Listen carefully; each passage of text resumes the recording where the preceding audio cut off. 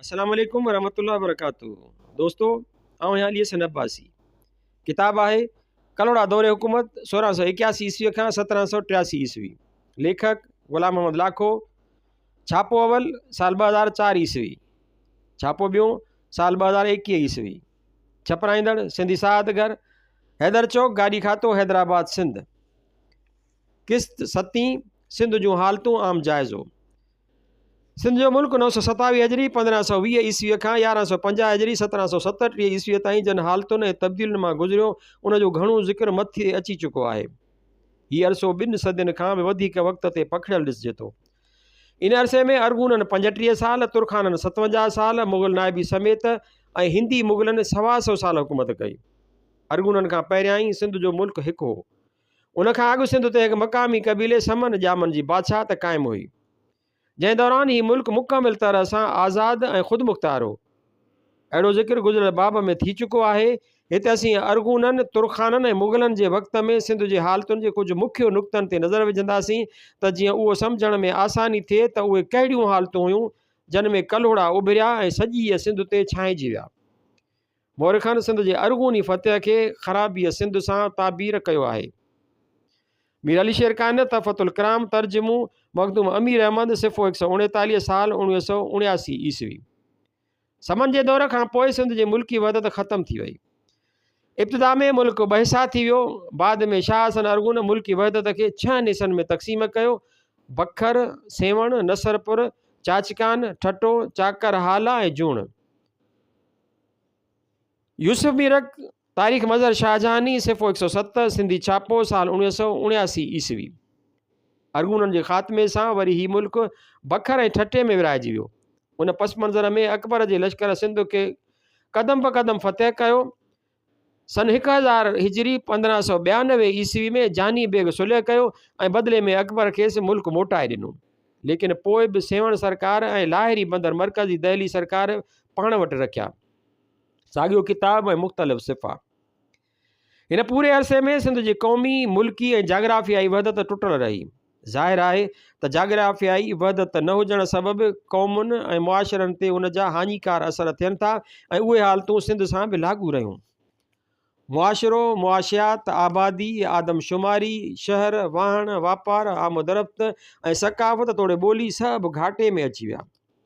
अरगूननि पंहिंजे कब्ज़े सां सॼो इक़्तिसादी वहिंवार मरकज़ी एशिया मां आयल माण्हुनि जे हथ में ॾिनो। सभु सुठा उहिदा ऐं सभु सुठियूं जागीरूं धारियनि खे मिलियूं। आम सिंधी माण्हूअ लाइ हारपो, मज़दूरी ऐं सिपाहगीरी रही। सैयद असामुद्दीन राशिदी अहिड़ा तफ़सील ॾिना आहिनि: मखदूम बिलाल काज़ी ॾितो, मखदूम रुकनुद्दीन, मखदूम मीरा, मौलाना ज़ियाउद्दीन, मखदूम फज़लुल्लाह, मौलाना यूसुफ, मौलाना अब्दुल्ला मुफ्ती ऐं मखदूम काज़ी उस्मान दरबेलाई कुझु अहिड़ा मक़ामी आलिम, सूफ़ी ऐं बुज़ुर्ग हुआ जिन खे अरगूननि न त को उहिदो ॾिनो ऐं न वरी का रिआयत। सैयद असामुद्दीन राशिदी, मीर मोहम्मद मासूम बखरी, सिफ़ो 7980, सिंधी अदबी बोर्ड, साल 1979 ईस्वी। अरगूननि रहंदो सिंधी आलिमनि ऐं बुज़ुर्गनि लाइ ही सरज़मीन तंग कई, जन मां के पोइ सिंध छॾे या त बुरहानपुर विया या वरी हिजाज़ मुक़दस हलिया विया ऐं वरी वतन वापसि न मोटिया। ॾिसजे सैयद मोहम्मद मतीउल्लाह राशिद बुरहानपुरी जो लिखियल तज़किरो बुरहानपुर के सिंधी ओलिया, सिंधी अदबी बोर्ड, साल 1957 ईस्वी, छापो अवल ऐं साल 1987 ईस्वी, छापो ॿियों। मखदूम बिलाल खे वतन दोस्तीअ जे पादाश में मुर्गो घाणे में पीड़ियो वियो। तुर्खाननि जो दौरु अञा बि वधीक ज़ुल्म ऐं सितम वारो आहे। बखर जो सुल्तान महमूद बखरी खून ख़राबे जो शौक़ीन हो। मीर मासूम लिखे थो त खूनरेज़ीअ खां को बि टारो न कंदो हो, बल्कि थोरे वहम बदगुमानीअ ते माण्हुनि जो घर ॿार चट करे छॾींदो हो। तारीख़ मौसूमी, सिंधी छापो, सिफ़ो 279। उन इहे ज़ालिम सिंधी कबीलनि खे बर्बादु करण में वसां न घटायो। मिर्ज़ा ईसा जे ज़माने में महमूद बखरी सां जंगो जदल जारी रहियो। जेसीं महमूद ज़िंदा हो एसीं मिर्ज़ा ईसा ऐं संदसि पुटनि खे विढ़ाईंदो रहियो। ईसा तुर्खान जे दौर में ठटे खे पोर्चुगेज़नि बर्बादु कयो। ठटो सदियुनि ताईं उन सदमे मां निकिरी न सघियो। मिर्ज़ा बाक़ी जो पूरो दौरु सिंध वासियुनि लाइ ॾचे जो दौरु गुज़रियो। सैयद मीर मोहम्मद लिखे थो त सिंध जा माण्हू मिर्ज़ा बाक़ीअ जे दौर में हिकु राति बि आराम जी निंड न सुता हुआ। तुर्खानामा सिफ़ो 65 फ़ारसी तरतीब सैयद निज़ामुद्दीन राशिदी साल 1964 ईस्वी। मिर्ज़ा बाक़ी न रुगो सिंधी अवाम सां अकूबतूं कयूं पर हिन अरगून ऐं तुर्खान कबीले जे चूंड माण्हुनि खे बि क़त्ल कराए छॾियो। मकलीनामा सिफ़ो 618 खां 624 हाशिया सैयद निज़ामुद्दीन राशिदी साल 1967 ईस्वी। मिर्ज़ा जानी बेग ऐं ख़ान खानान जे मुअरकनि में मुल्क जी चङी ख़ासी बर्बादी थी। आख़िरकार मुल्क ग़ुलाम थी वियो। मिर्ज़ा गाज़ी बेग ऐं बेगलारनि जे मुअरकनि सॼी लाड़ खे धोॾे छॾियो। संदसि गैर मौजूदगीअ में ख़ुसरो चरकस नाइब रहियो। उन ज़माने में ज़ुल्म हद खां वधी विया। मिर्ज़ा गाज़ी सन 1021 हिजरी 1612 ईस्वीअ में फ़ौत थियो। तॾहिं ठट्टो सिधो मुग़ल शाही तसलुत में अची वियो।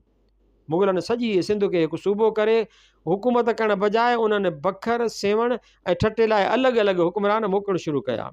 अक्सर अमलदार फ़ौजदार ऐं सूबेदार नाहिल करप्ट अयाश ऐं सुस्त हुआ। उन्हनि जो पूरो ज़ोर हूंदो हो त कीअं वधि खां वधीक रक़मूं हिन मुल्क मां कढजनि ऐं पंहिंजो पेट भरिजे। अहिड़ियूं शिकायतूं मर्कज़ दिल्लीअ में पहुचंदियूं रहियूं पर को ख़ासि तदारक न थींदो हो। शाहजहान जे ज़माने में ख़ासि सेवण सरकार पूरी रीति नाबूद थी चुकी हुई। मुग़लनि जे ई हिकु अमलदार अहिड़ी रुदाद कलमबंद कई। हीअ रुदाद तारीख़ मज़र शाहजहानी जे नाले सां छपिजी चुकी आहे। मीरक यूसुफ मुल्क जी हालति हीअ ॿुधाए थो। हिन मुल्क जूं हालतूं वञी उन ई हद ताईं पहुतियूं जो उन जे माण्हुनि खे को पुछण वारो कोन रहियो ऐं उहे मज़लूम ऐं बेवाहा बणिजी विया। तारीख़ मज़र शाहजहानी सिफ़ो 103 सिंधी छापो। औरंगज़ेब ख़ुदि मुल्तान ऐं ठटे जो वाइसराय रहियो। हिन शाहजहान खे सिंध मुल्क जी हालतुनि खां ख़त लिखी आगाह कयो ऐं मुख़्तलिफ़ बाग़ी कबीलनि जी रवश खां आगाह कयो। आदाब आलमगीरी जुल्द अवल सिफ़ो 24 खां 26 इदारा तहक़ीक़ात पाकिस्तान लाहौर साल 1971 ईस्वी। मुग़ल दौर में जेतोणीकि हीउ मुल्क बैरूनी हमलनि खां महफ़ूज़ रहियो पर पोइ बि कुझु वाक़िअनि ॿाहिरिनि काउन खां बि वधीक ख़तरनाक नतीजा कढिया। अवल में हुमायूं सिंध में पहुतो ऐं डिघो अरसो हिते भटकंदो रहियो। शाह हसन मुल्क जी पोखी राई वीरान कराए छॾी ऐं पिणु सुठा बाग़ ख़तमु कराया त जीअं रुलंदड़ शहज़ादो अजो ऐं आराम हासिल न करे सघे। उन बाद अकबर जे लश्कर ऐं ख़ान खानान मुल्क खे नीस्तो नाबूद करे छॾियो। अॻिते अली शहज़ादे खुरम जहांगीर सां बग़ावत कई ऐं ठटे पहुतो जिते शहर जे सूबेदार शरीफ़ उल मुल्क खुरम जो पीछो कयो ऐं मोरका थिया। 125 साल पोइ जॾहिं मीर अली शेर खान 1182 हिजरी 1768 ईस्वीअ में तहफ़तुल कलाम लिखी रहियो हो तॾहिं बि उन्हनि मोरकनि में मुअल माण्हुनि जा हॾा अञा टिड़ियल पकड़ियल हालत में मौजूदु हुआ। तहफ़तुल कलाम सिंधी सिफ़ो 234। दारा बग़ावत करे बखर सेवण ऐं ठटे पहुतो। शहर जी हवेलियुनि ऐं किले खे नापसंद करे उन्हनि खे जलाइण जो हुकुम ॾिनई। इन रीति हुकुम जी तामील में दरिया जे आस पास कनि जायुनि खे बाहियूं ॾिनियूं वयूं। पोइ उन इलाइक़े ते नालो ई सोख्ता घाट रखियो वियो। सैयद निज़ामुद्दीन राशिदी ॻाल्हियूं ॻोठ वणनि जूं सिफ़ो 123 साल 1981 ईस्वी। औरंगज़ेब 1118 हिजरी 1707 ईस्वीअ में फ़ौत थियो। उत्तर सिंध अॻु में ई कलोड़नि जी राज में हुई। ठट्टो अञा मुग़लनि जी हाकिमियत में हो। अलबत्ता शहर तोड़े इलाइक़े जो सॼो कमु लही वियो। आख़िरी मुग़ल अहद में सूफ़ी शाह इनायत जी शहादत जो दिलि ख़राश वाक़ियो पेश आयो। हीउ वाक़ियो सन 1130 हिजरी 1718 ईस्वीअ में पेश आयो। हिन वाक़िए सबबि मुग़लनि जी घणी बदनामी थी। ठटे जे हालतुनि ते हमअसर शाइर मुला अब्दुल हकीम अता हिकु शहर आशोब चयो आहे जंहिं ज़रिए हिन शहर जी हालत ज़ार ते रोशनी पवे थी। दीवाने अता मुक़दमा अज़ सैयद मोहम्मद मतीउल्लाह राशिद बुरहानपुरी। उन्हनि हालतुनि मक़ामी माण्हुनि खे बाग़ी कयो ऐं उहे पूरियूं 2 सदियूं विढ़ंदा रहिया। इन रीति हाकिमनि जो मुल्क ते ज़ाब्तो न रहियो। ईस्ट इंडिया कंपनी मरकज़ी सरकार जे इजाज़त सां सिंध में वापारी कोठियूं क़ाइमु कयूं। हीउ वापारी सिलसिलो 1635 ईस्वीअ में शुरू थियो ऐं 27 सालनि जे अरसे में सन 1662 ईस्वीअ में ख़तमु थी वियो। डॉक्टर डेवार्ट a history of British relation with Sindh सिफ़ो 14 खां 134 नेशनल बुक फाउंडेशन कराची 1976 ईस्वी। उनजो वॾो सबबु हीअ हो त कारोबारी चुरपुर ख़तरनाक थी चुकी हुई। वापारी रस्तनि दरियाही ते अमलदारनि जो को बि कब्ज़ो न हो। हिक तरफ़ दरियाही ॾाढनि मुड़ुसनि खे चुंगी ॾियणी पवंदी हुई त ॿिए तरफ़ हाकिमनि खे ख़र्ची ॾियणी थिए पई। नतीजे में ईस्ट इंडिया कंपनी पंहिंजा टपड़ गोल कया। ठट्टो, लाहिरी, बंदर, नसरपुर, दरबेलो, सेवण, कंडियारो ऐं बखर अहम वापारी मर्कज़ हुआ। अंग्रेज़नि नीर जे वापार खे अहमियत ॾिनी ऐं मक़ामी सनतूं ख़रीद कंदा हुआ, लेकिन कारीगरनि ऐं मक़ामी वापारियुनि खे तमामु घटि मुनाफ़ो मिलंदो हो, जंहिं सबबु वॾी दांह थी। कंडियारे ऐं नसरपुर जे कारीगरनि दाहूं कयूं, पर मुग़ल नवाबनि उन तरफ़ ध्यानु न ॾिनो। जन्नतुल सिंध मौलाई शिदाई सिफ़ो 479 1985 ईस्वी। अंग्रेज़नि जी अच वञ सबबु मग़रिबी सियाहनि बिना रंड रोक किताब लिखी हिंदुस्तान वांगुरु सिंध जे हालतुनि ते बि रोशनी विधी आहे। गुरबत, बुख, बीमारी, जहालत ऐं इंतिहाई ज़िल्लत आमेज़ हालतूं बयानु कयूं वयूं आहिनि, जिन मां हितां जो आम माण्हू गुज़रे थो, जॾहिं त वापारी, अमीर ऐं हाकिम वॾे ठठ ऐं अयाशीअ जी ज़िंदगी गुज़ारींदड़ हो। स्याह प्लिज़र्ट सिंध में हर हंधि बुख ऐं हिरास ॾिठो ऐं आम माण्हू ग़ुलाम, नौकर ऐं बानू ते ॾिठो। पोरियत ॾिनल ऐं उजूरो न मिलण सबबु निबल हो। सिपलर सिंध जे हारियुनि खे निहायत मज़लूम, मुसीबत जो मारियल ऐं मिसकीन ॾिठो। मनो की आम सिंधीअ खे मफ़लूकुल हाल ऐं ग़रीब सॼो आहे। H.T. सोरले, शाह अब्दुल लतीफ़ ऑफ भिट सिफ़ो 125 कराची 1989 ईस्वी। मूल हाकिमनि जी अयाशी, लापरवाही ऐं सुस्त रवी सिंध जे आपाशी निज़ाम खे बि धरम भरम करे छॾियो। डॉक्टर सोरले हिक सिट में मुग़ल हुकूमत ते वॾी राय ॾिनी आहे। मुग़ल बादशाही ख़ौफ़ ऐं लालच ते बीठल हुई। सोरले वधीक लिखियो आहे त मुग़ल कारिंदा सिंध में केॾा बि कहर कंदा हुआ, पर खेनि पुछा गाछा खां आजो रखियो वियो। पंजाब में बहितरीन आपाशी निज़ाम कमु कंदो हो, लेकिन सिंध जूं नहरूं ऐं वाह सभ जा सभु बेकार बणिजी विया। सोरले सिफ़ो 113 सिफ़ो 126। मुग़लनि पंजाब खे बि बाक़ी हिंदुस्तान वांगुरु ठाहियो। सिंध खे छॾे ॿियनि हंधनि ते मुग़लनि जे दौर में ख़ूबसूरत, मज़बूत ऐं अहमियत जोगा यादगार तामीर कया विया, जे अॼु बि पूरे आबोताब सां मौजूदु आहिनि। लाहौर, आगरो, दिल्ली ऐं कश्मीर में शालामार बाग, लाल क़िलो, बादशाही मस्जिदूं, ताजमहल ऐं ॿियो घणो कुझु तामीर थियो, लेकिन सिंध खे उन लाइक़ु न सम्झो वियो। हिते को बि मुस्तक़िल अहमियत जोगो यादगार तामीर न कयो वियो। सखर में मीर मासूम पंहिंजे ज़ाती दिलचस्पीअ सां यादगार मीनारो ठहिरायो। 903 हिजरी खां 913 हिजरी ठटे में अॼु जेका शाहजहानी मस्जिद सॾिजे थी, उहा हितां जे मक़ामी हाकिम मीर अबुल बका अमीर ख़ान जी सही ऐं कोशिश सां जुड़ी 954 हिजरी खां 957 हिजरी रास थी।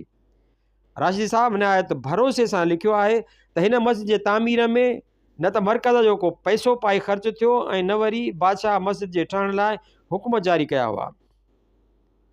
तज़किरा अमीर ख़ानी सिफ़ो 285 खां 298 सिंधी अदबी बोर्ड साल 1961 ईस्वी। उहे हुयूं सिंध जूं ॾुखो ईंदड़ हालतूं, जन मां ही मुल्क 2 सदियूं गुज़रियो हो। अरगून, तुर्खान ऐं मुग़ल जीअं सिंध में आया, तीअं हितां जो सॼो सकाफ़ती ऐं मुआशरती ढांचो ई तब्दील थी वियो। फ़ारसी संदन मादरी ॿोली हुई। फ़ारसी लिखंदा ऐं पढ़ंदा हुआ। अक्सर अमीर हाकिम ऐं बादशाह या त शाइर हुआ या वरी फ़ारसी ज़ुबान जा मुसनिफ़ हुआ। इन रीति फ़ारसी ॿोली हिंदुस्तान वांगुरु सिंध ते बि मढ़िजी वई। सिंधी ॿोलीअ जी न सरपरस्ती थी ऐं न वरी आबियारी। इन रीति मक़ामी सिंधी ज़ुबान जी तरक़ी ऐं तरवीज न थी सघी। राशिदी साहब बिल्कुलु चिटनि लफ़्ज़नि में लिखे थो, मुल्क जा सभई क़िला, वसंदियूं ऐं वहण, माल ऐं मिल्कियतूं, मतिलबु त सॼो अरको तरको धारियनि जे कब्ज़े में अची वियो। जनजी न ॿोली सम्झ में थे आई ऐं न संदन उथण विहण, चाल चलत ऐं रहणी करणीअ मां हितां जे माण्हुनि खे ॼाण ऐं सुञाण हुई। मीर मोहम्मद मासूम बकरी सिफ़ो 63 सिंधी अदबी बोर्ड 1979 ईस्वी। आख़िरी अहदे मुग़लिया 1707 ईस्वी 1118 हिजरी खां पोइ हालतूं अञा बि ख़तरनाक थींदियूं वयूं। सिंधी माण्हू निधण को, आपाशी निज़ाम ख़तमु, ज़रात वणज वापार बर्बाद ऐं सॼो निज़ाम मफ़लूज। सभु मुख्य मरकज़ी शहर पिणु रूब ज़वाल थियण लॻा। उन्हनि हालतुनि में जॾहिं मियां आदम शाह कलोड़े जो औलाद मियां नसीर महमद, मियां दीन महमद ऐं मियां यार महमद जे रूप में अमल पैरा थियो, तॾहिं आहिस्ते आहिस्ते थी सॼी सिंध ते छाइजी वियो।